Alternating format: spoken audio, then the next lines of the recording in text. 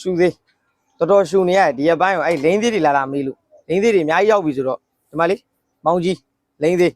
ဘလောက်ပဲသေးနေရလူပဲဖြစ်တလားလောက်ဆွဲသုံးလိုက်ရင်တော့လုံးဝရှယ်ကိုကြီးသွားမှာနော်ကြီးရဆိုတော့တန်တာဗျဒီကောင်ကြီးကအဓိကတန်တာဆိုနောက်တစ်မျိုးရှိမယ်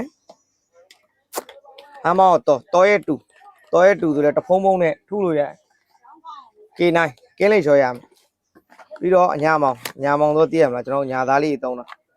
ညာသားလေးမဟုတ်ရန်ကုန်သားကြီးလည်းသုံးတယ်မန္တလေးသားကြီးလည်းသုံးတယ်နော်ပြည်နယ်တိုင်း14ခုကလူတွေအကုန်သုံးတယ်အညာမောင်လိမ့်သေးစီတန်လေး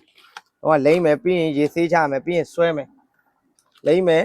ဆွဲမယ်ရေဆေးချမယ်ပြီးရင်ဘလူးငါးကောင်ရှိမယ်လိမ့်သေးလေးနော်ဒီအမျိုးသားသေးလိမ့်သေးလေးဒါလေးဆိုကျုလေးနဲ့ဘောလုံးလေးကိုပဲလှိမ့်ပြီးတော့လိမ့်ရတာသေချာနှောက်အောင်လိမ့်ပြီးတော့တိုက်တန်ဆိုတော့လည်းသိရတဲ့အတိုင်းပဲတိုက်တန်ကြာသေးကြာလိမ့်သေးပေါ့တန်သေးပြီးတော့ဂျယ်လီခဏမေးများနေဂျယ်လီနော်ဂျယ်လီလည်းရလိုရင်လာခဲ့ပါနော် thank you ပါ